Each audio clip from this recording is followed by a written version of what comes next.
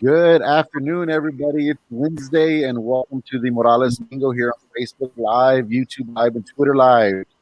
I am Gabe Gonzalez, for MJH Parent Liaison, and with me, as always, is Miss Barbara Chase. Miss Barbara, how are you today?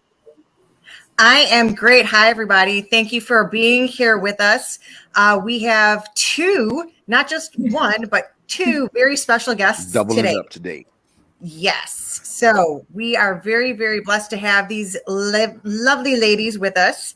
And, but we have so much to talk about. And parents, remember, if you have any questions for our guests or for us or for Mr. T, please go ahead and type them in that chat box so that we can get to them while we're live.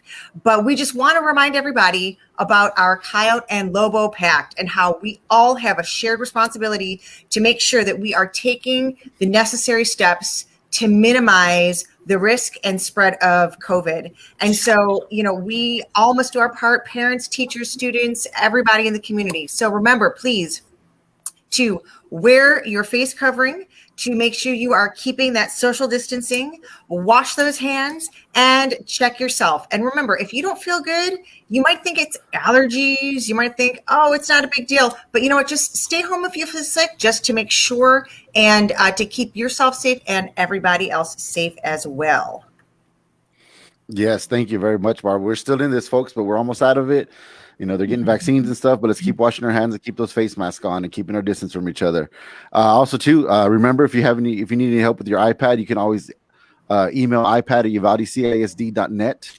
Again, that's ipad@uvaldecasd. You got something wrong, it's not loading, it's not turning on, you broke it or something, you can always email them at ipad@uvaldecasd. And also something else that's important that we have coming up in a few weeks. This one I want to let Mr. T talk about this a little bit because this is his area of expertise here on Morales Junior High, but it's important for parents to remember this stuff. What do you got, Mr. T? Hey, thanks, Gabe. So for sure, we have a benchmark testing. So in the fall, we did interim. We learned a lot of things from it. Virtual, face-to-face, there was some growing pains, but as an update, we are doing our spring interim test at the end of this month. So parents, make sure you get your kids ready, because Monday, 22nd of February, Algebra 1's testing. On Tuesday, the 23rd, 7th grade writing and 8th grade math will occur. And that Wednesday, we have 7th grade honors and 8th grade reading on the 24th. So that week, Monday, Tuesday, Wednesday, we're gonna hit it hard testing. And there are makeups Thursday, Friday. If someone's absent, they have a doctor's appointment. But again, we want to make sure we get everybody on that first 3 days, Monday, Tuesday, Wednesday, on the last week of February, their interim test done. Awesome. Thank you very much, Mr. T. And going with that, though, folks, you got a few weeks before the testing. And one of the best ways to prepare for testing is tutoring. They are going to be having tutoring. We do have face-to-face and virtual tutoring. So if your parents, if you're interested, or if your student doesn't want to tell you about it or something like that, we do offer it. And there's a little site that you can go. It's bit.ly/MJH tutor. And that will list all of the times that the teachers have available for face-to-face and virtual. And also, you can always just email the teachers as well, too. They'll get back to you, or call the front office and we'll help you out. But tutoring is very important. You got a few weeks before testing, and the best way to prepare for that is to put in the work and get some tutoring in, especially if your student is struggling or they're not sure or something like that. You definitely want to get them that tutoring because it's important. And, remember, the bit.ly/MJH tutor is what it is. And let's continue on. We got some special guests here, right, Barbara? Yes, we do. We have our MJH school counselors. And for those of you who are joining us and are not aware, this is, even though they should be celebrated all the time because of all the work, the many hats that they wear, this week is actually celebrating and recognizing it's National School Counselor Appreciation Week. And so we wanted to bring on our school counselors from MJH, Miss Jessica Cassidy and Miss Nicole Becker, so that they can talk a little bit about themselves and about what they do and, all those things. But I'm not going to talk about it. They can talk about it. So anyways, ladies, can you share with us, just a little bit about yourselves? Hi, my name is Nicole Becker. I am currently the 7th grade counselor here at Morales Junior High. This is my 4th year working with junior high students. However, it is my 12th year as a counselor altogether. I've had the privilege of working with students as a counselor from ages 3 all the way to high school seniors.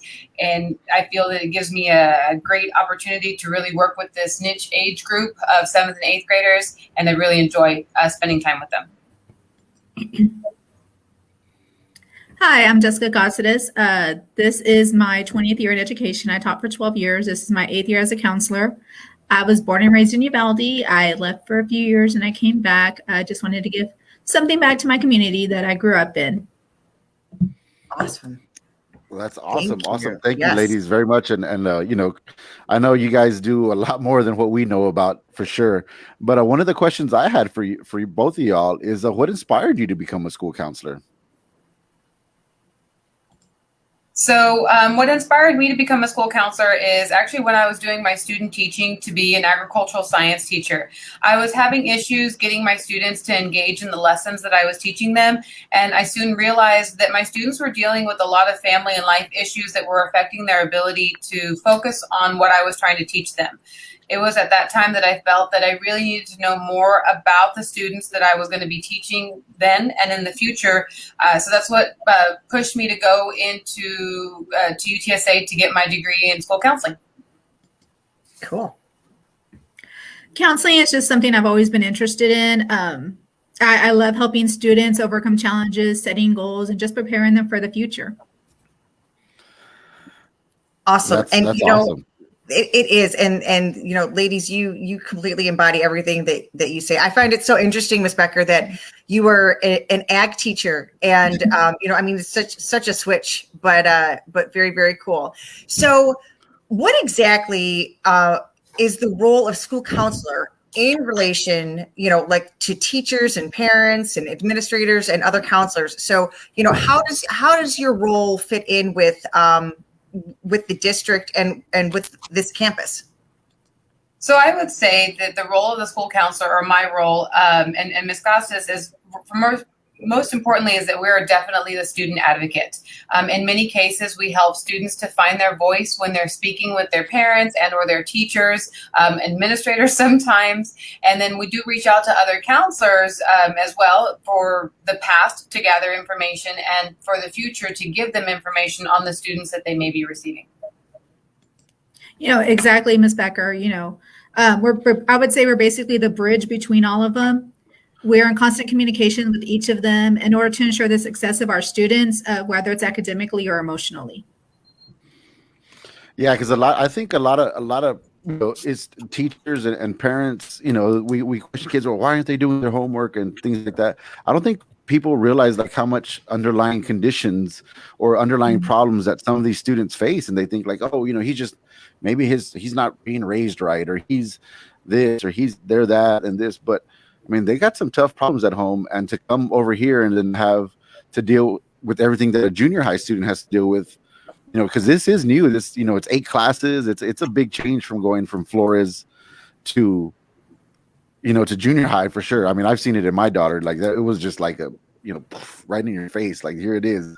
You know, you have a lot more to do, a lot more to keep up with, and I definitely thank you guys for doing that. You know, helping out the students, you know, and then, you know, speaking of helping out the students, you know, what other direct services do you provide for students, parents, and teachers? So we definitely provide individual counseling, and one of the things that we're really advocating for in the last couple of years is more small group counseling. We provide mediations, should we need to, between students or sometimes between students and teachers.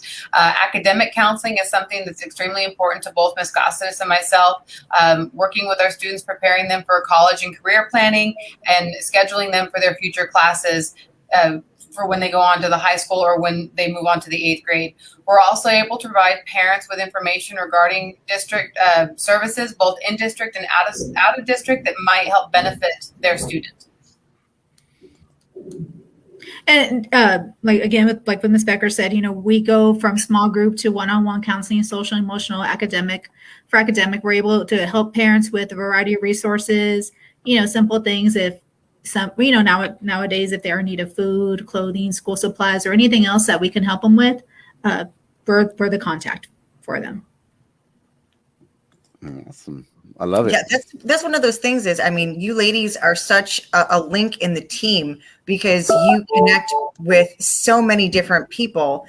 You're connecting the parents and the teachers and the admin and the students and the office staff. I mean, you connect everybody all over the place. And, that's one of the things I don't think a lot of people realize is not only does your job embody so much of the academic stuff, but also, so much of the social and emotional stuff and things like that.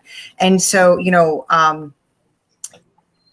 when, with all of that and all the things that you do, when and how can students actually, try to reach you or get in contact with you?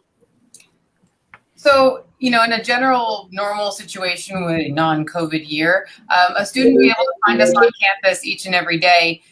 However, some of our students, being that they're virtual, it does make things a little bit more difficult. We are always accessible. I'm always accessible via email. If I'm not in a small group with a group of students or in an individual counseling session, I'm in the office or I'm out watching the kids during passing periods, saying hi, interacting with them. Students know and they're told that they can always ask their teacher at any point to come to the office to visit with a counselor. Should they need to for any reason, they're always welcome to send me an email where I can call them out of class to come and visit with me. So we're definitely accessible to them in a number of different ways. Yes, whether if they're face-to-face through passing periods, asking the teachers that they come to the office. For our virtual students, sending us an email. Parents can also send us an email letting us know if there's something that they would want us to speak with their child with. That's awesome. Thank you very much, ladies. I think that's great. And I think so, like one thing that COVID did show us is that there is a lot of ways to get in touch with people now, not just like stopping by the office. They can actually send you. I mean, I think that's something new for kids too, that they learn that they can learning how to send emails to people because that's going to be a big part of their lives. And, knowing how to do that, I think that's something that they can benefit from for sure.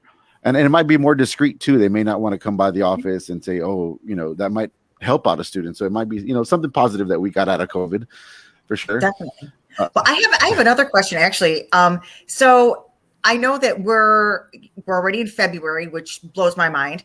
But starting to kind of look ahead to next year in schedules, what should students do or how should parents prepare for, the upcoming school year? I mean, of course, for like those 8th graders who are transitioning to high school, but also for like the 6th graders coming up into 7th grade and the 7th graders who are moving over to 8th grade. How can students prepare for the next year with their schedules? So I would say one of the best ways for our students to prepare to either come to junior high or to leave junior high and move on to the high school is if you have a question, ask it.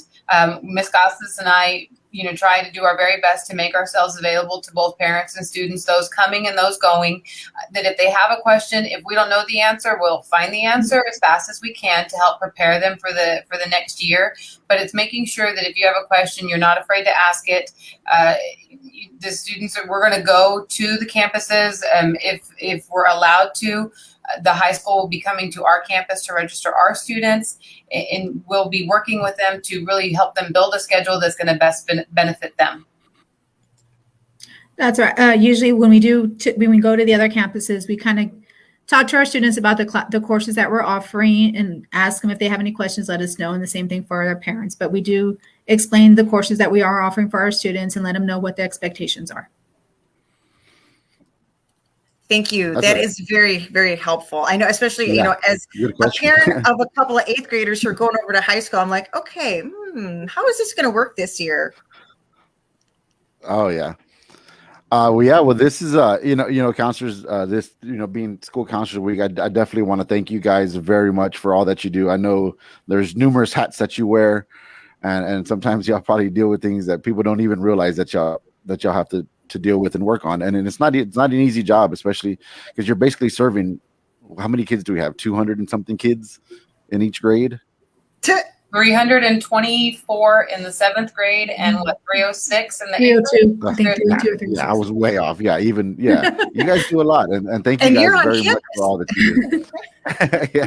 I will Yeah. real quick, if you wouldn't mind, just a plug for Miss Caceres for the 8th graders. The high school counselors are slated to come to our campus next week, right, Miss Caceres? Yes, ma'am. They'll be coming in on that Monday through English, and then the next day, the following day, through their history classes to go over the early college. So I believe they're also going to be doing it virtually as well, correct? Yes.